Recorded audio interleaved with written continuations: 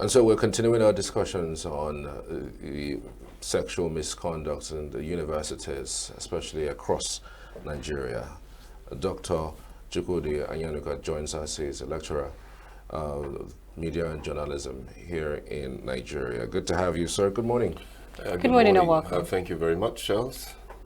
Thank you, Belinda, for having me this morning. So, first question would be, why do you think institutions, most of them in fact, actually prioritize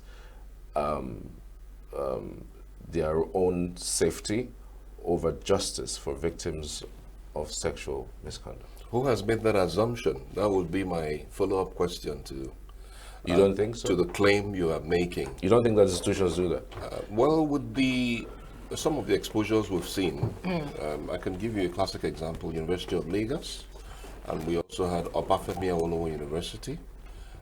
We had very recently University of Calabar. Okay, so perhaps that could be where the University of Calabar issue probably is where you're drawing this assumption from. But generally, institutions care more about their reputation over exposing sexual misconduct of their lecturers. Yes, institutions actually care about their reputations, but also understand that there are internal disciplinary mechanisms that institutions deploy to discipline their staff. That is one thing you must be certain about. Okay? Okay. The institutions where I have taught or where I'm teaching at the moment, actually emphasize that there's an internal disciplinary mechanism. I have been in a system where a lecturer was sacked. Let me use that term. After investigations were carried out. So it is not as if, because of social media, a lot of things come to fore these days. But where there is an established fact that somebody has been involved in such a thing, of course, the institution, it is actually incumbent upon that institution to ensure that it disciplines its staff. Where it doesn't, then that institution is quite irresponsible. And that's why I cited two classic examples. In the case of University of Lagos, of course you know that the professor was sacked. In the case of Obafemi Awolowo University, he was sacked and prosecuted. I don't know about University of Lagos. I can't recall whether that professor was prosecuted. So there are people who are even serving jail term as we speak at this moment. So I don't think that institutions actually place their reputations before the safety and dignity of the violated student. But that is not to say that there aren't exceptions. Okay. Okay, exceptions like what? Well, what I'm saying is that exceptions like based on the assertion that he has made is an assertion. You know what I mean? Right. That is to say that some institutions will want to, just do this thing in such a way and manner that it doesn't come to the public, because that will, expose the institution. People will begin to talk about it in a negative perspective. Absolutely. And that is not very good for the optics of that institution. Absolutely. If there are disciplinary measures or committee in that university, why is there a recurrence of these things in our university? Because we are part of the Nigerian society. Why are we looking at sexual harassment only in Nigerian institutions? What about in workplaces? What about even in faith-based organizations or institutions? What about in families? Are people who populate higher institutions, do they come from mass? They are part of the Nigerian society. That is the point I'm making. It is a menace in Nigerian society. You know that. Of course, you know there's sexual harassment when it comes to those who are hunting for jobs. I was listening to your earlier guest, and there's a part that I picked, though I didn't start listening quite early. And I was quite glad that she didn't make a distinction. We're not talking about sexual harassment against female, because sometimes we look at it from that myopic perspective and we think that it is only females that suffer sexual harassment. And I also want to tell you that even lecturers sometimes suffer sexual harassment. How so? Yes, because sometimes you find out that it is the opposite sex, that come to them and harass, offer It's themselves. rare. It's rare to see. Really? Oh, I don't think you have taught in a high institution before. So I don't know what you mean by rare. And remember that we're operating in a... Look, I'm not making excuses for sexual harassment. It is evil. Absolutely. You know, and you know that, in fact, you know, you have international conventions. In institutions, for instance, in the United States of America, before you are even absorbed, there are certain levels of training that you're compelled to undergo before you begin teaching. It's some kind of orientation. And part of it is the ethics of your profession. And part of what you're taught is about sexual relationships between yourself and your student. Perhaps it's high time we began to introduce such a thing in our higher institutions. It is not just enough for you to get an employment because you're connected to a senator and then you walk into the school, you know, and then you become a lord and master. Perhaps there are certain things you may do on account of your godfather. I'm making an emphasis on, you see that I'm drawing some kind of allusion to show the relationship, the connection between, because there are people who are actually sacred cows. That is the truth. You find them everywhere. You also find them even in institutions. So it is in such cases that you begin to see that institution begins to, they are looking for ways to shield such a person on account of the person who has brought him. Of course, you know the Nigerian society. Let us say the truth. You know, sometimes I talk and it appears as if I'm just too critical of government. It's not that. But there are people who are sacred cows. Someone commits a crime and goes to jail. Another person commits a crime and then doesn't go to jail. In fact, he just gets a tap on his hands. You know, so these things are reality. Okay, so sexual harassment is real. Students suffer sexual. Of course, if you look at it in terms of percentage, to answer your question, definitely students are the greater victim. But there are people who still, even within the school system, you still see people who think they are friends. Do you understand? Because they want favors. It is a reality. Let us not shy away from discussing it. It is the truth. There are people who walk into lecturers' offices and offer themselves to the lecturer because they want to Have good pass grades, yeah. their exams, perhaps with a certain grade. So it depends on the level of discipline that that lecturer has. Do you understand? And of course, if there is an adverse mechanism system, the lecturer, even if he's undisciplined, you know, or indisciplined, he will think twice before accepting such an offer. And you know, of course, you know, in these days that we have social media, for instance, the classic case of the Unilag professor, he was exposed. He didn't even realize it was a BBC sting operation. You can imagine what he has done to him. You know, it's something he will live with forever. The stigma will never be there. It might even be transferred to his children. So if you have such mechanisms in place in institutions, I can tell you that it will curb it. But whether or not it happens the other way, it is a reality. All right. You mentioned sacking a lecturer, but how do you think sacking would even solve any problem? Because you can sack a lecturer and he goes to the other institution. So do you think sacking alone is enough, you know, as punishment for someone who is caught in that misconduct? I don't think it is, but it is punishment as far as the institution is concerned. Now, it is now incumbent upon the victim to pursue the legal processes. Section 34 of the Constitution of the Federal Republic of Nigeria provides every citizen of Nigeria with the right of his human dignity. So if your human dignity has been violated, it is your right, just as Section 36 says that you have a right to go to court to seek redress. So if you do that, and you know that rape is criminal, and rape has, you know, I think the minimum sentence is supposed to be 21 or 24 years. So it is a very serious thing.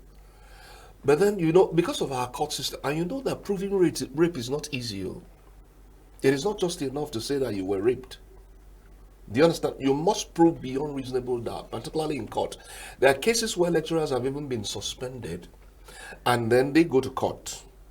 And then at the end of the day, you know, it was found that, look, that this is a false allegation. Also, no, because it's important to mention this, that there have been cases where people have been, who are innocent, have been accused of, some kind of gang up within the system, and the person is accused of, having, committed sexual harassment or probably even rape and all that, and then the person goes in for it.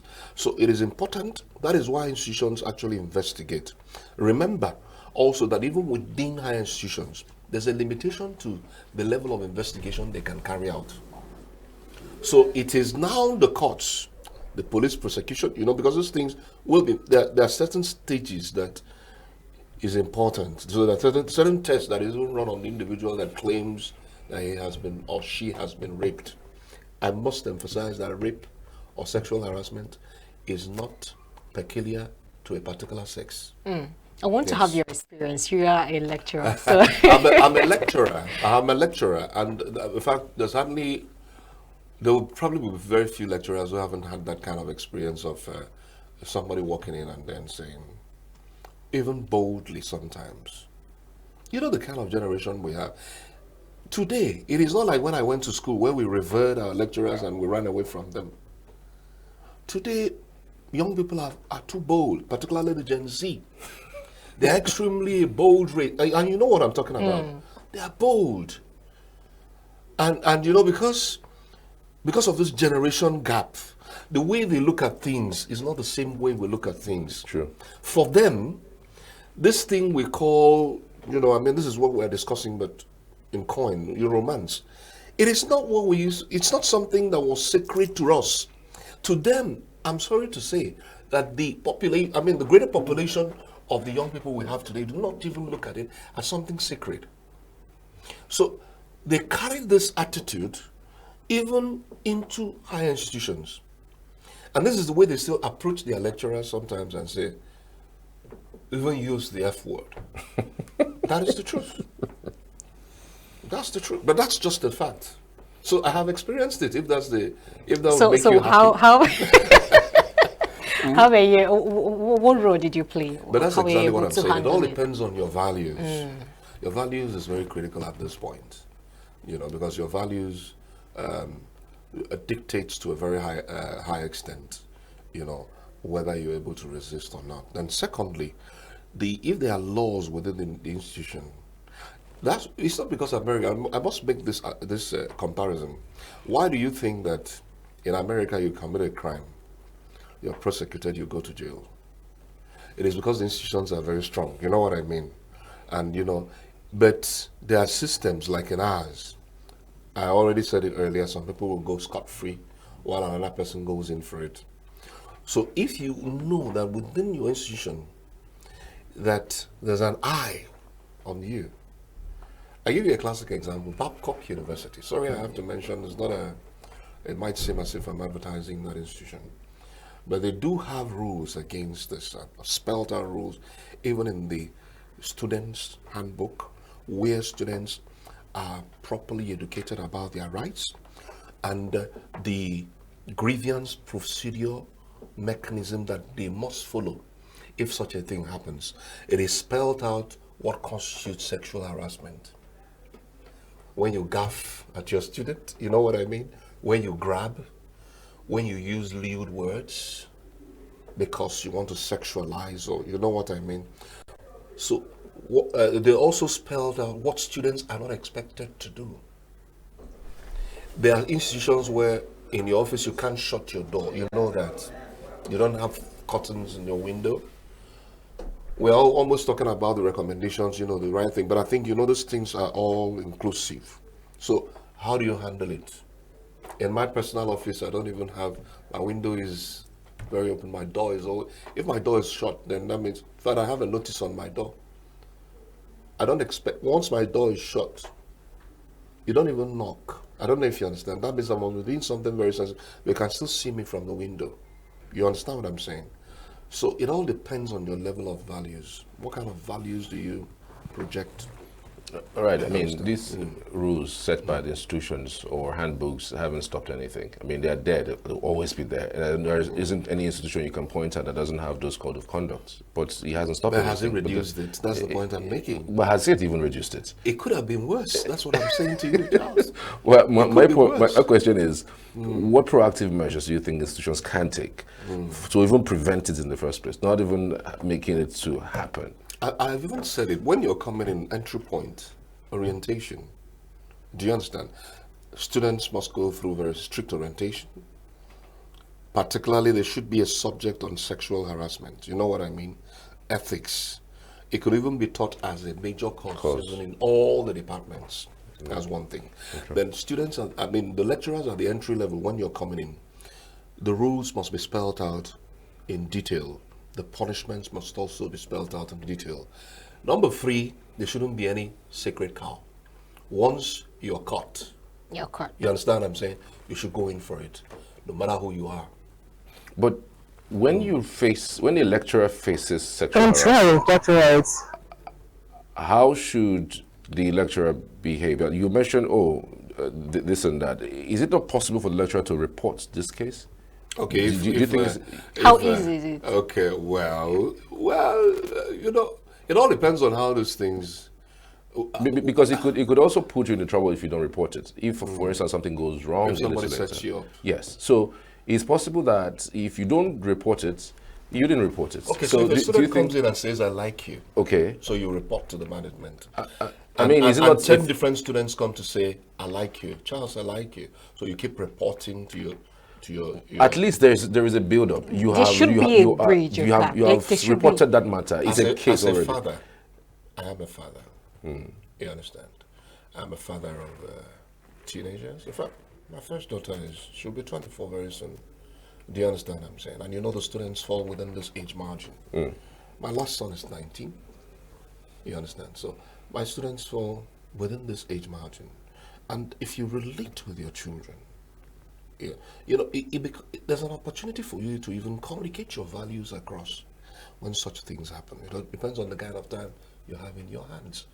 You may not even address it immediately, but during your class sessions, you could take about 5 minutes, 10 minutes consistently, do you understand, to talk about these things. Understand the generation you're dealing with.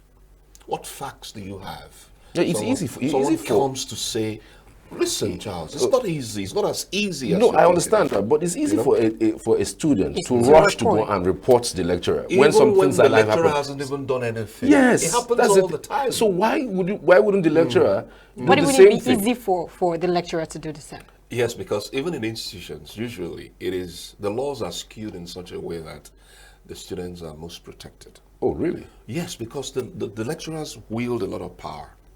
That's the truth. You know that. Wow. I'm the one who assesses you. I'm your lecturer. I teach you. I assess you. Do you understand what I'm saying? So you know even some of your students. That is why the laws are absolutely rightly skewed against the lecturers. Because you're the one who must always be on the defensive. Do you know that even when you report... Yes, then that means the counter reports will come. Even if you report a student, do you understand? These are things I know.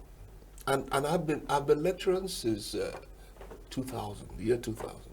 That's 24 years now. So I know what I'm talking about. So the counter reports will also come. Do you understand what I'm saying? And when it comes, it is not the way when the student walks in and says, "Oh, I like you," it has turned into something else. Do you understand? The victim will now become the predator now becomes the victim. So you have to be very careful. But then there's there's an extent to which it can go, of course, definitely. Then it will demand your reporting. But you would hardly see lecturers going to report and say, "My student sexually harassed me." You know, of course, we have female lecturers too. And you know, there are students, young students, boys who go to them and also make such proposals and vice versa. So these things happen all the time. You know what I mean? Primarily because we're part of society. We're not excluded from the happenings in society. We're part of the same system. And that is why it is so. So, from your own perspective, what do you think should be done, to curb this sexual misconduct in our universities? I think we should be self-disciplined. I've mentioned some measures that should be taken by the institutions.